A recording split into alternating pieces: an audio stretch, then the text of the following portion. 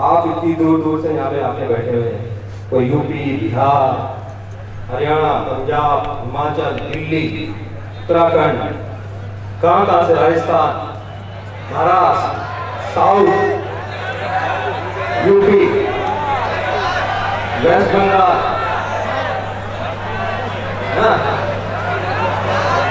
कहाँ से आके आप लोग बैठे हैं यार।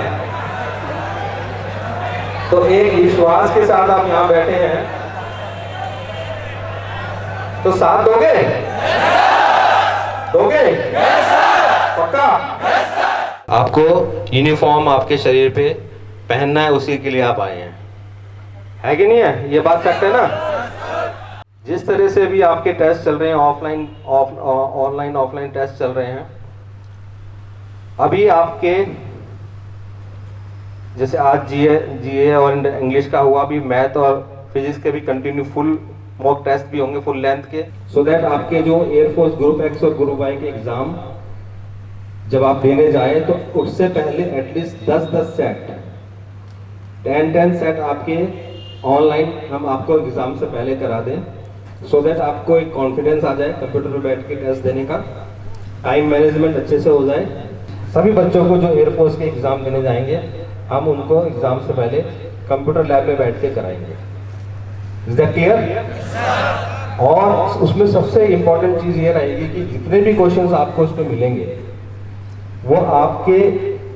वो सारे के सारे क्वेश्चंस कभी ना कभी किसी ना किसी पेपर में एयरफोर्स के ग्रुप एक्स और वाई में आए हुए हैं, एक्चुअल में आए हुए क्वेश्चंस हैं। वो हमारे पास पूरा उसका एक क्वेश्चन बैंक है। जब भी पेपर होते हैं, चाहे एयरफोर्स के हो, नेवी के हो, एनडी का पेपर तो आपको मालूम है एग्जाम के बाद आपको मिल जाता है, बट एयरफोर्स और नेवी के पेपर मिलते नहीं हैं। जब से ऑनलाइन हुए हैं या पहले भी पेपर नहीं मिलते, वो वापस ले लेते हैं। तो हमने जो भी हमारे स्टूडेंट पेपर देने जाते हैं, उनसे कुछ क्वेश्चन जो उनको याद रहते हैं वो हमको दे देते हैं, और उस पर हमने पूरा एक क्वेश्चन बैंक बना रखा है। ऐसे आप भी जब भी आप आगे एग्जाम देने के लिए जाएंगे, हम आपको भी ये चीज़ बोलेंगे, जो भी क्वेश्चंस आपको मिले हैं वहाँ पे आप लिख के हमको देंगे, सो दैट आपके आने वाले जो नए बच्चे होंगे आपके बाद उनके काम आएंगे। जो बच्चे यहाँ से गए हैं पास आउट होके, उन्होंने जो क्वेश्चन दिए वो आपके काम आ रहे हैं, आएंगे।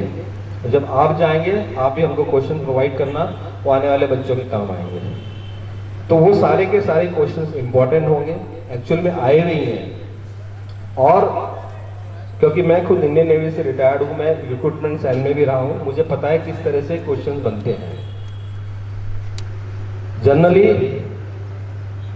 चाहे वो नेवी हो, एयरफोर्स हो, यूपीएससी हो, कोई भी जो बॉडी है जो एग्जाम कंडक्ट करता है, उनके पास क्वेश्चंस बैंक रहते हैं, जैसे हमने सेट किए हुए हैं।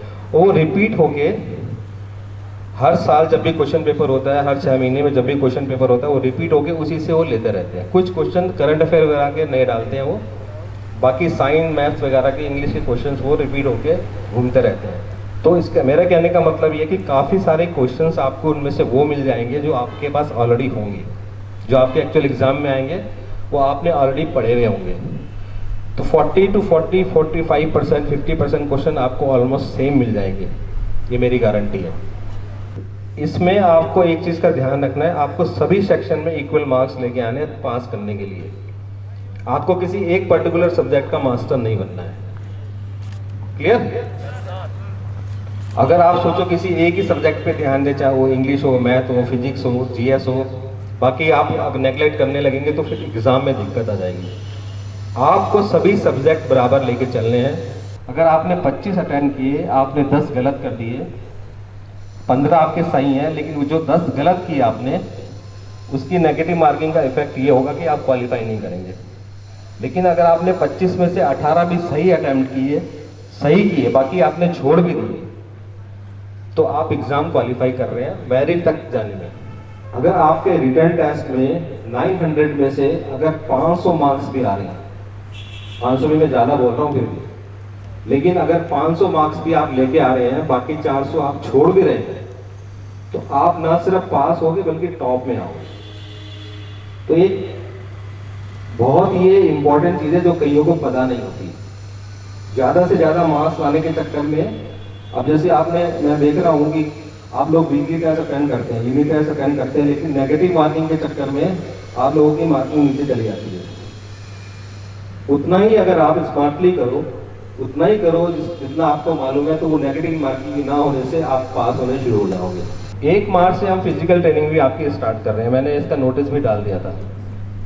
1 मार्च से आपकी फिजिकल ट्रेनिंग हम मॉर्निंग इवनिंग दोनों सेशन में स्टार्ट करेंगे। पीछे ही ग्राउंड है। महावीर सिंह हमारे पीटीआई है एक्स आर्मी के, आज वो शायद छुट्टी पे हैं, आपसे वो क्लासेस में आके मिल भी रहे हैं, एक बार और भी मिल लेंगे। आपको फिजिकल ट्रेनिंग भी स्टार्ट करनी है, वो आपके एयरफोर्स के एग्ज़ाम में ज़रूरी है। वैसे भी ज़रूरी है फिजिकल फिटनेस तो, बट एयरफोर्स के एग्ज़ाम में आपका फिजिकल फिटनेस टेस्ट भी होगा पीएफटी। तो आपको अपनी पढ़ाई के साथ साथ हेल्थ फिटनेस पे भी थोड़ा थोड़ा ध्यान देना आप शुरू करना है। और ऐसा नहीं कि पहले दिन ही आपको ओलंपिक की रेस दौड़नी है। फिर मैं कह रहा हूँ पहले दिन ही आप ओलंपिक रेस के लिए आप 100 मीटर स्प्रिंट मारनी है, ऐसा नहीं है। धीरे धीरे आपको अपनी एंडोरेंस पावर बढ़ानी है, और फिजिकल जो आप करोगे वो आपको पैटर्न हम आपको बता देंगे, आपको धीरे धीरे प्रिपेयर कराएंगे। काफ़ी टाइम है, अप्रैल में आपका टेस्ट होगा, और फिजिकल फिटनेस टेस्ट तो उसके बाद भी होगा, करीब 15-20 महीने, 20 दिन बाद, 1 महीने के बाद आपका रिजल्ट आएगा जो आप ऑनलाइन टेस्ट दोगे। फिर आपको पीएफटी के लिए फेज़ 2 के लिए जाना है, तो आपके पास सफिशिएंट टाइम है। तो ऐसा नहीं कि पहले दिन से भगदड़ कर दो, आराम से करना धीरे धीरे, लेकिन वो हो जाएगा। हम उस लेवल पे लेके आ जाएंगे आपको। और फिजिकल में बहुत ज़्यादा हार्ड नहीं है। इंडियन एयरफोर्स हो या आर्मी हो या नेवी का हो, फिजिकल बहुत हार्ड नहीं है उसमें, बट थोड़ा सा आपको एफर्ट डालना पड़ेगा। क्लियर? उसके अलावा जितने भी हमारे पास क्वेश्चंस बैंक हैं, और उसमें कोई भी सब्जेक्ट के क्वेश्चंस हैं, वो आपको हम पीडीएफ के रूप में आपको प्रोवाइड कर देंगे हर एक सब्जेक्ट के। You can start your practice on your own. वो सारे के सारे क्वेश्चंस कहीं ना कहीं, फिर मैं बोल रहा हूँ, आपके एग्जाम में आए हुए हैं। अगर हम यहाँ पे कुछ कर रहे हैं तो हम आपके लिए कर रहे हैं, नहीं तो मैं भी यूट्यूब पे चैनल पे चला सकता हूँ ये सब चीज़ें। एमसीक्यू बेस्ड क्वेश्चन अपने व्यूअर, अपने सब्सक्राइबर, अपने को बढ़ाने के लिए, एडवर्टाइजमेंट के लिए कर सकता हूँ, लेकिन मैं क्यों करूँगा? ऐसा नहीं करूँगा, क्योंकि आप लोग एक भरोसे से यहाँ पे आए हैं, आपने पे किया है, आपका टाइम लग रहा है, आपके पेरेंट्स ने आपको यहाँ भेजा है, तो मैं अपने एडवर्टाइजमेंट के लिए, अपने फायदे के लिए ये चीज़ें मैं किसी और के साथ शेयर नहीं कर सकता, इसलिए हम इस चीज़ पे एक्टिव ही नहीं है बहुत ज़्यादा। एक और चीज़ मैं आपको कहना चाह रहा हूँ, टाइम मैनेजमेंट। अभी जैसे जैसे एग्जाम पास आते जाते, एक जनरल सी चीज़ है, मतलब साइकोलॉजिकल चीज़ है कि नर्वसनेस, डर, एक तरह से कंपाहट शुरू हो जाती है। यार धीरे धीरे एग्जाम आ रहे हैं, क्या होगा, कैसे होगा? तो जो बच्चा वेल इक्विप्ड है, वेल इक्विप्ड मतलब जिसने अपनी तैयारी ठीक से करी है, जो ठीक से कर रहा है, जिसने अपना टाइम मैनेजमेंट अच्छा रखा हुआ है, प्रॉपर रखा हुआ है, जिसके पास, देखो 24 घंटे सभी के पास है, कोई ऐसा नहीं है कि किसी के पास 48 घंटे एक दिन में। जब कोई एक मैराथन होती है तो जैसी गन चलती है और दौड़ने के लिए बोलते हैं तो एकदम से भागते हैं, कोई उलझता है, कोई गिरता है, कोई बढ़ता है, कोई ऐसे चलता है। लेकिन जिसको मालूम है कि मैराथन कैसे दौड़नी है, उसको कोई हरा नहीं सकता। फिर slow and study win the race. एक लंबी दूरी तय करने के लिए आपको अपनी जो भी क्षमताएं हैं उसको स्मार्टली यूज करना है, स्प्रिंट नहीं है ये। एक दिन में, एक घंटे में ये नहीं जीती जाती है। तो आपको अपनी क्षमताएं, आपको अपना जो भी यहाँ पे सिखा रहे हैं उसको यूज करके ये मैराथन चलनी है, और धीरे धीरे धीरे धीरे आगे बढ़ना है। स्प्रिंट नहीं लगानी है। स्प्रिंट 100 मीटर में लगाई जाती है, 200 मीटर में लगाई जाती है, मैराथन में नहीं लगाई जाती। और कंपटीशन की प्रिपरेशन एक मैराथन है, ये स्प्रिंट नहीं है, समझे? तो आपको अपनी प्रिपरेशन ऐसी ही रखनी है कि आप लंबे तक जाएं, आखिरी तक जाएं। आखिरी तक मतलब मेरिट लिस्ट तक जाएं, ना कि आप रिटर्न में आउट हो जाएं, या फिर फिजिकल में आउट हो जाएं, या इंटरव्यू में आउट हो जाएं। आपको आखिरी छोर तक, आखिरी छोर है मेरिट। ऑल इंडिया मेरिट जब बनती है, वो निकलती है, उसमें आपका नाम आए, ये मेक श्योर करना है। उसके लिए आपको स्मार्टली आगे अपना काम करना है। आपके पास जितना भी टाइम है उसको स्मार्टली डिवाइड करो हर एक चीज़ के लिए, हर एक सब्जेक्ट के लिए, जिसमें आपका physics, chemistry, GS, English, physical, आपका स्पोकन इंग्लिश, बहुत सारी चीज़, उसको स्मार्टली डिवाइड करो और स्मार्टली उस पर आगे बढ़ो। एक टाइम टेबल, अच्छा टाइम टेबल एक अच्छे स्टूडेंट के लिए लास्ट तक पहुंचने के लिए बहुत ज़रूरी है। अपने टाइम मैनेजमेंट में फेल हैं, नहीं कर पा रहे हैं, तो फिर नर्वसनेस होंगी, फिर ऐसा लगता है यार मेरे से होगा नहीं होगा। जो आपके टीचर, फैकल्टी, हम सब लोग किस लिए हैं यहाँ पे? आपका मार्गदर्शन करने के लिए हैं यहाँ पे। तो उनको सुनो, उनको समझो और फॉलो करो। समझ एक दिन सबको आता है, इसमें कोई डाउट नहीं है, लेकिन समझदार वो है जो टाइम रहते समझ जाए। जिंदगी की ठोकरें एक ना एक दिन सबको समझा देती हैं, इसमें कोई दो राय नहीं है। बस समझदारी इसी में है कि हम टाइम पे समझ जाए। क्यों भाई? समझना तो है, ये तो तुम भूल जाओ कि नहीं समझोगे, लेकिन अगर दूसरे को गिरते हुए देख के समझ जाए हम कि यार गिरना, इस ऐसे रास्ते में तो गिरना पड़ेगा, ऐसे है ना, ठोकर खानी तो गिरना पड़ेगा, तो उसको देख के हम अगर समझ जाए तो बात है। हमारी पूरी टीम, मैं आपका संदीप सर, पूरी टीम जो आप देख रहे हो यहाँ पे खड़ी, दिन रात आपके साथ लगे हुए हैं। मुझे आप लोगों का साथ चाहिए आप ही के लिए, मुझे आप लोगों का साथ चाहिए आपके लिए। जिस तरह से अभी तक आधा रास्ता हमने तय किया है, आपके साथ देते हुए आ रहे हैं, ऐसे हम आधा रास्ता और तय करेंगे और बहुत जल्दी आपकी मैराथन क्लासेस भी स्टार्ट होने वाली है। रात भर जागने के लिए तैयार हो? फिर गलत बोल रहे यार।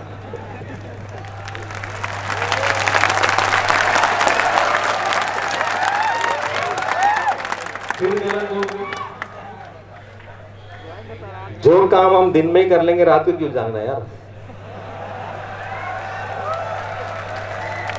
तो यस सर ऐसा नहीं बोलना है, थोड़ा सा दिमाग यूज करना है यार। तो रात भर जागने के लिए तैयार हो? अगर मुझे ये लगता है, ये लगेगा कि आपको रात भर जगाना है तो रात भर भी जगाऊंगा और खुद जागूंगा आपके साथ। और ये लगता है कि नहीं ये बंदा फिट है अभी, तो ठीक है, लेकिन छोड़ेंगे नहीं, जब तक तोड़ेंगे नहीं तब तक। और तोड़ना एग्जाम को हमको क्रैक करके ही लेना है, तब चाहे कुछ भी हो जाए, चाहे फिर कुछ भी हो जाए। लास्ट में बस यही कहूँगा मैं, अपने टीचर्स की, अपनी फैकल्टी की, अपने माँ बाप की रिस्पेक्ट करो। मैं कभी कुछ ऐसे इंसिडेंट देखता हूँ, थोड़ा दुख होता है मुझे, जब बच्चे कुछ, सारे नहीं, कुछ हैं, मेरे को बड़ी ये चीज़ की खुशी है और मुझे बहुत प्राउड है इस चीज़ का कि मेरे 99% बच्चे हीरे हैं, हीरे। मैं बोलता हूँ ना डीडी डायमंड, तो आप डायमंड्स हैं मेरे लिए। आप अमूल्य हैं, बहुमूल्य हैं। लेकिन 1-8% ऐसे होते हैं जो दूसरों का भी नाम खराब करते हैं। तो इस तरह जो भी बच्चे अगर ऐसा है जो मुझे सुन रहे हैं या दिमाग में कुछ चल रहा है, उसके लिए बच्चों पूरी जिंदगी पड़ी है यार। अभी उस चीज के लिए आपकी पूरी जिंदगी पड़ी है। अभी आपके पास उल्टी चीजें के लिए टाइम है ही नहीं, होना भी नहीं चाहिए। अभी आपके पास जो टाइम है ना, वो बहुत कीमती है। जिंदगी में जो आज का आपका दौर है, जिस दौर में आप आज जी रहे हो, ये आपका बेस्ट टाइम है लाइफ का। बिलीव ये निकल गया और गलत कामों में निकल गया तो बहुत पछताओगे। ये टाइम दोबारा नहीं आएगा, सब कुछ आ जाएगा।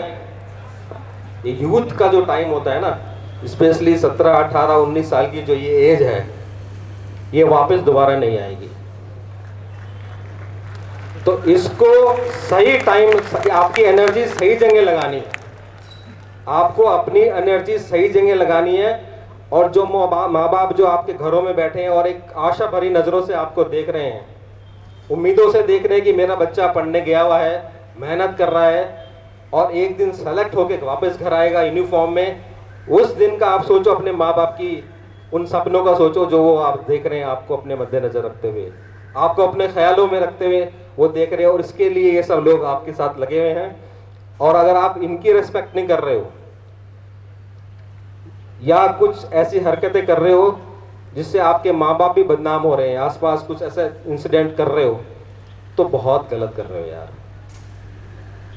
कोई बात नहीं, यहां से चले जाओगे, लेकिन ये मलाल आपको आज एहसास ना हो, लेकिन एक दिन जरूर एहसास होगा कि काश मैंने उस टाइम पे सर की बात सुनी होती और सही काम किए होते, तो आज मैं भी फौज में होता। तो इसलिए कोई भी गलत रास्ता मत चुनो जो आपको गलत दिशा में लेके जाए। सारे के सारे लोग इंक्लूडिंग योर पेरेंट्स आपका भला चाहते हैं। हमें आपका भला ही हमारा अल्टीमेट लक्ष्य है कि आप अपने टारगेट को अचीव करें, येन केन प्रकारेण, किसी भी तरह से। तो बस आज मैं इतना ही बोलूंगा और ज्यादा नहीं बोलूंगा, फिर मुलाकात होगी जल्दी। आप लोग अभी एक तरह से पत्थर है, ये शिल्पकार है। हम सब मिलके आपको तराशने में लगे हुए हैं, जिसमें जब हम एक होता है हथौड़ा छेनी चलाएंगे तो कभी दर्द भी होगा, कभी दुख भी होगा, कभी तकलीफ भी होगी, लेकिन हमें हमारा काम करने दो। एक दिन आप उस रूप में निखर के सामने आओगे, दुनिया आपको सैल्यूट करेगी।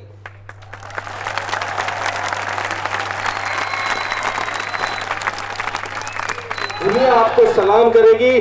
जब आप अपने गांव में, अपने घरों में जाओगे तो दुनिया कहेगी यस, ये है वो बंदा, ये है वो लड़का जिसके लिए हमने कहा था हाँ ये एक दिन जरूर कुछ करेगा और वो बन के रहेगा।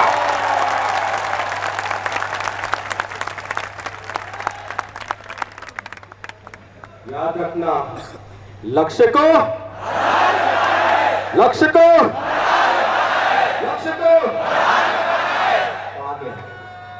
पाके रहेंगे। Thank you very much. जय Hind. Kindly subscribe D-Day YouTube channel and don't forget to press bell icon.